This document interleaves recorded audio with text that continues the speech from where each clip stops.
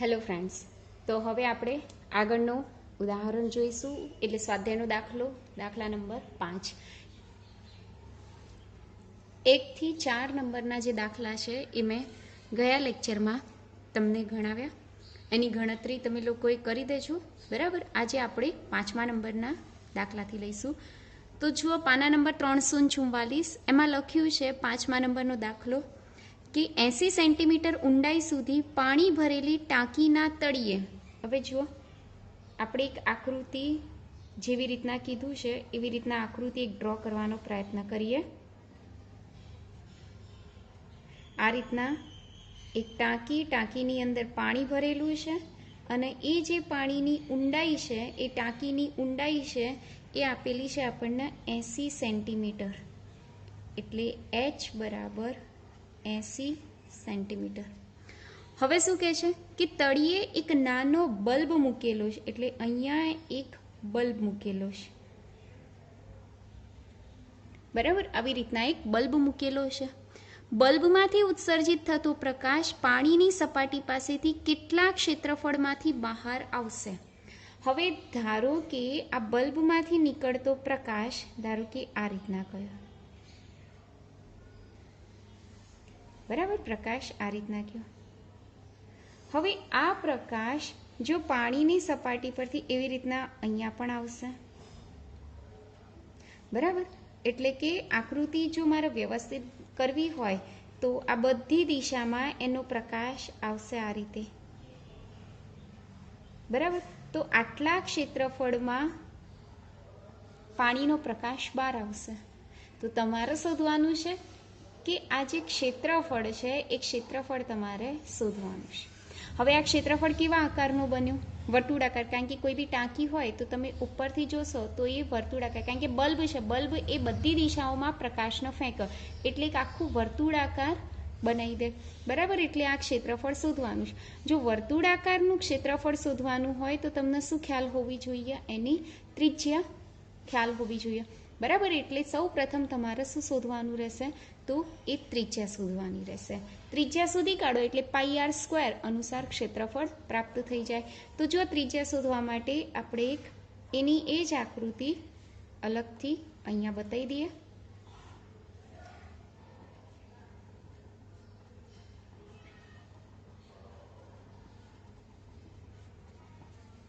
બરાબર.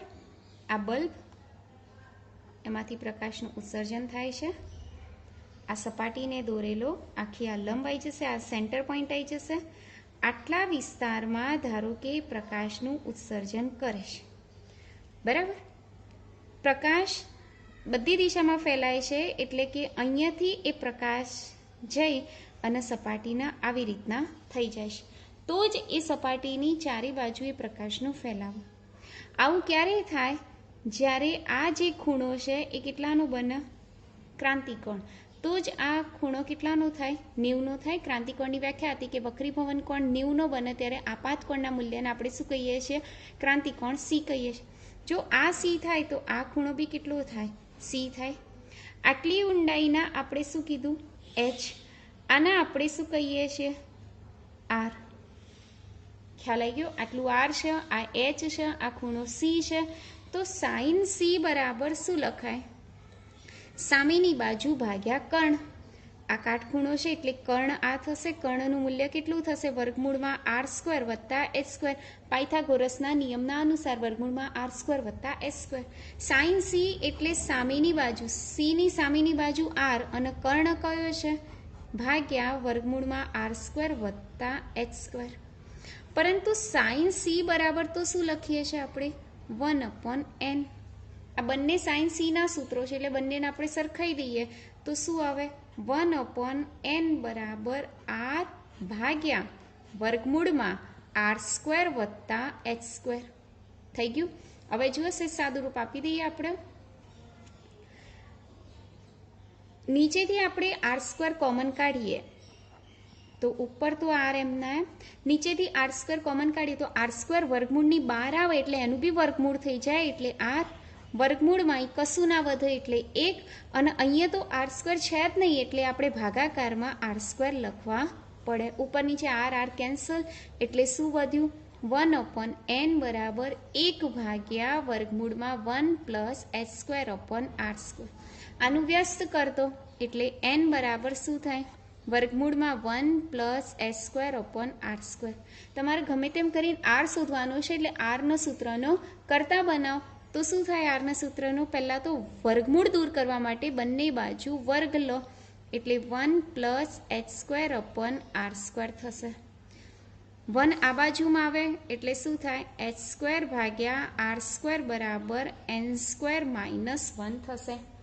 ચલો એના પછી -1 એમનું એમ જ રાખીએ, r² નો ઉપર લઈ જઈએ n² - 1 ને નીચે લઈ આવીએ એટલે શું થશે?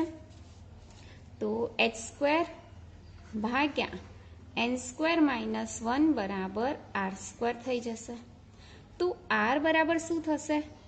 h ભાગ્યા વર્ગમૂળમાં n² - 1 થશે. ચલો hની કિંમત તો ખ્યાલ છે તમને કેટલી?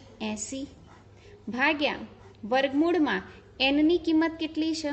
તો nની કિંમત જો આપેલી છે 1.33 માઇનસ અને એનો બી વર્ગ કરવાનો -1. આનું સાદું રૂપ આપો તો કેલ્ક્યુલેટરમાં સાદું રૂપ આપતા તો એની કિંમત તમે જુઓ વર્ગમૂળમાં કરીએ 1.33નો વર્ગ કરવાનો, જે બી આન્સર આવે એમાંથી 1 બાદ કરવાના, એનું પાછું વર્ગમૂળ કરવાનું, પછી બંનેનો ભાગાકાર કરો તો ભાગાકાર તમને લગભગ 91 એપ્રોક્સિમેટેડ 91 સેન્ટીમીટર પ્રાપ્ત થાય. બરાબર, એનું મીટરમાં કન્વર્ટ કરી દઈએ તો 0.91 મીટર મળે. આ તમને ત્રિજ્યા મળી ગઈ r. તમારે તો શોધવાનું છે ક્ષેત્રફળ. તો ક્ષેત્રફળ એ બરાબર સૂત્ર કયું છે? πr². બસ આની અંદર કિંમત મૂકી દો. પાઈની કિંમત 3.14, આરની જગ્યાએ 0.91નો વર્ગ, એ બધું શોધશો એટલે તમને ક્ષેત્રફળ લગભગ પ્રાપ્ત થશે 2.61 મીટરનો સ્ક્વેર. આ તમારો જવાબ. તો આવર્તું ક્ષેત્રફળ કેટલું છે? 2.61 મીટરનો સ્ક્વેર. ત્યારબાદ આગળ જોઈએ સ્વાધ્યાયનો દાખલા નંબર 6. જો સ્વાધ્યાયનો દાખલા નંબર 6 344 ઉપર જ એની અંદર લખેલું છે કે અજ્ઞાત વક્રી ભવનાંક ધરાવતા કાચમાંથી એક પ્રિઝમ બનાવેલ છે. બરાબર, એટલે અહીંયા આપણે કઈ થિયરી વાપરવાની છે? તો પ્રિઝમની થિયરી વાપરવાની છે. આ A, B અને C, આને કહેવાય છે પ્રિઝમ કોણ. એ બરાબર પ્રિઝમ કોણ. તેની એક સપાટી ઉપર પ્રકાશનું સમાંતર કિરણ જૂથ આપાત કરવામાં આવે છે. એટલે અહીંયાથી પ્રકાશનું કિરણ આપાત કરવાનું છે એટલે આ તમારો થશે I. અહીંયાથી વક્રીભવન થશે અને અહીંયાથી પાછું નિર્ગમન થશે. ખ્યાલ આવ્યો? આ નિર્ગમન કોણ E. તમને અહીંયા પ્રશ્ન શું પૂછ્યો છે? ક્વેશ્ચન કે પ્રિઝમના દ્રવ્યનો વક્રીભવનાંક શોધવાનું છે. લઘુત્તમ વિચલન કોણ આપેલું છે? 40 ડિગ્રી. લઘુત્તમ વિચલન કોણ, જેને આપણે શેના વડે બતાવીએ છીએ? DM, જે કેટલો આપેલો છે? 40 ડિગ્રી. બીજું વક્રતા કારક કોણ આપેલો છે? એટલે કે પ્રિઝમ કોણ આપેલો છે? એ બરાબર 60 ડિગ્રી. તો પ્રિઝમના દ્રવ્યનો વક્રીભવનાંક શોધો. એટલે કે અહીંયા લખવાનું છે પ્રિઝમનો વક્રીભવનાંક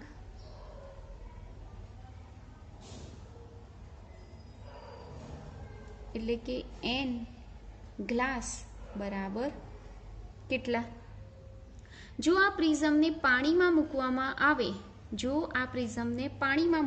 આવે એટલે આનું આ જ, પણ હવે શું મૂકવાનું છે? પ્રિઝમને પાણીમાં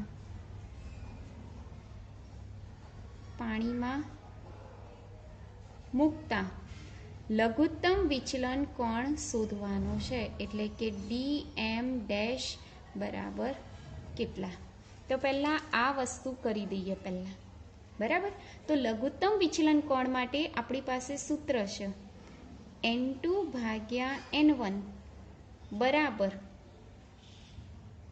સાઇન કૌંસમાં DM વત્તા A ભાગ્યા 2 ભાગ્યા સાઇન એ ભાગ્યા 2.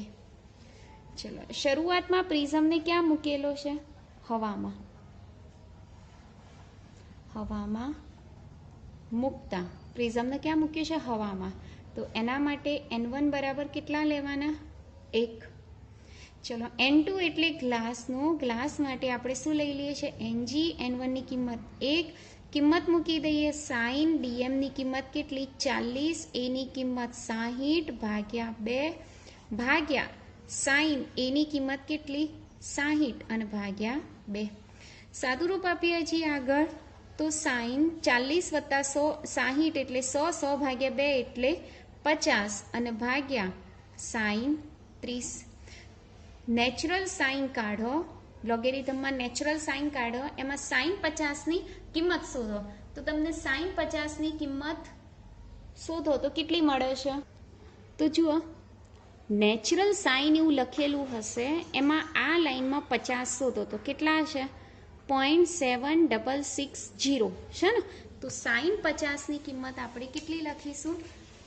તો 0.7660 ભાગ્યા સાઇન 30ની કિંમત. તો જુઓ ફરીથી સાઇન 30ની કિંમત કેટલી આવશે? તો સાઇન 30 તમારા આર્યા જુઓ કેટલા છે? 0.5000 છે સાઇન 30ની કિંમત. એટલે તમારે સાઇન 30 માટે શું લખવાનું? 0.5. બંનેનો ભાગાકાર કરો એટલે Ng બરાબર કેલ્ક્યુલેટરની મદદથી કરશો તમે તો Ngની કિંમત કેટલી પ્રાપ્ત થાય છે? તો 1.532. કેટલી પ્રાપ્ત થાય છે? 1.532. એટલે આ પહેલો ક્વેશ્ચન પૂરો. બીજું શું પૂછ્યું છે કે જો પ્રિઝમને પાણીમાં મૂકવામાં આવે તો ડીએમ શોધવાના છે. તો જો આકૃતિ આપણે એની જ છે, પરંતુ હવે શું ક્યાં મૂકવાનું છે? પ્રિઝમને પાણીમાં મૂકવાનું છે. એટલે અહીંયા લખીએ આપણે પ્રિઝમને પાણીમાં મૂકતા. પાણીમાં મૂકો એટલે તમારે N1 બરાબર આપેલા છે. પાણીનો વક્રીભવનાંક કેટલો છે? 1.33. એટલે કેટલા લેવાના? 1.33. ચલો સૂત્ર મૂકવાનું. N2 ભાગ્યા N1 N2ની જગ્યાએ કેટલા લખવાના? હવે Ng બરાબર સાઇન કૌંસમાં ડીએમની જગ્યાએ ડીએમ ડેશ વત્તા એ ભાગ્યા 2 ભાગ્યા સાઇન a બાય 2. કિંમત મૂકી દો. Ngની કિંમત અત્યારે જ આપણે શોધી 1.532 ભાગ્યા N1 ની કિંમત 1.33 બરાબર સાઇન ડીએમ ડેશ વત્તા એની કિંમત 60 ભાગ્યા 2 અને છેદમાં સાઇન 60 ભાગ્યા 2. ખ્યાલ આવી ગયો? હવે કેલ્ક્યુલેટરની મદદથી કરો. 1.532 ભાગ્યા 1.33 તો તમને કેટલા પ્રાપ્ત થાય છે? તો જુઓ એનો બંનેનો ભાગાકાર કરો એટલે 1.1518 બરાબર સાઇન ડીએમ ડેશ વત્તા 60 ભાગ્યા 2 ભાગ્યા સાઇન 30 બરાબર 1.1518 એમના એમ. સાઇન 30ની કિંમત અત્યારે જ જોઈ કેટલી? 0.5 બરાબર સાઇન ડીએમ ડેશ વત્તા 60 ભાગ્યા 2. આ બંનેનો ગુણાકાર કરો કેલ્ક્યુલેટરમાં તો તમને પ્રાપ્ત થશે 0.5759 બરાબર સાઇન કૌંસમાં ડીએમ ડેશ વત્તા 60 ભાગ્યા 2. હવે આવા કિસ્સામાં શું શોધવાનું? આનો નેચરલ સાઇનમાં લોકેશન શોધી નાખવાનું. તો જુઓ નેચરલ સાઇનમાં લોકેશન ક્યાં આવે છે? તો તમારે નેચરલ સાઇનનું આ ટેબલ કાઢવાનું. લોગ ટેબલમાં દરેકની પાસે હશે જ બરાબર. એમાં 0.57 શોધી કાઢવાનું છે. તો જુઓ 0.5759 તો જો 0.5750 મળ્યું. દેખાય છે ને? કયા મળ્યું? 35. 35 અને આ લાઈન કઈ છે? તો જુઓ 0.1 છે. દેખાય છે? 35 પોઈન્ટ અને હજી 50 છે અને ખૂટા છે કેટલા? 9. 50ની આજે 50 છે ને 57 50 આપણે કેટલા જોઈએ છે 57 59 તો કેટલા ખૂટે છે 9 તો જુઓ આની અંદર 9 ક્યાં છે આ રહ્યા તો 9ની ઉપર કેટલા હશે તો જુઓ 4 કડા છે બરાબર અને અહીંયા કેટલા હશે 6 કડા એટલે 0.1 અને ત્યાં 4 કડા એટલે અહીંયા તમારો ખૂણો આન્સર આવશે કે 35.16 ડિગ્રી મળશે બરાબર તો તમે આ રીતના બી લખી શકો અથવા તો તમને અત્યારે જોયું તો કેટલું મળે છે ફરીથી જુઓ કડામાં જ તમને ખ્યાલ ના આવતો તો હું તમને કડામાં જ શીખવાડ દઉં રહેવા દો આપણે કન્વર્ટ નહીં કરવું ફરીથી આ 57 50 એની ઉપર કેટલા છે 6 કડા અને એની સામે કેટલા છે 9 9ની ઉપર કેટલા છે 4 કડા એટલે 6 અને 4 કેટલા થાય 10 કડા બરાબર 10 કડા એટલે તમારો આન્સર રહેશે એક કામ કરો ને એટલું બધું કન્વર્ટ કર્યા કરતાં 35.1 ડિગ્રી જ કરી દો બરાબર 57 50 ચાલશે બરાબર DM ડેશ વત્તા 60 ભાગ્યા 2 2ના આ બાજુમાં લઈ લો એટલે 35 ગુણ્યા 2 એટલે 70 70.2 બરાબર DM ડેશ વત્તા 60 60 આ બાજુમાં આવી જાય એટલે DM ડેશ બરાબર 10.2 ડિગ્રી તો આ તમારો લઘુત્તમ વિચલન કોણનો આન્સર રહેશે તો આ રીતના તમે સ્વાધ્યાયનો દાખલા નંબર 6 પૂરો કર્યો ત્યારબાદ જોઈએ આપણે સ્વાધ્યાયનો દાખલા નંબર 7 જો હવે એની અંદર સ્વાધ્યાયનો દાખલા નંબર 9.7 શું કહે છે 9.7 ની અંદર તો 1.55 વક્રી ભવનાંક ધરાવતા કાચમાંથી એટલે કે વક્રી ભવનાંક આપેલો છે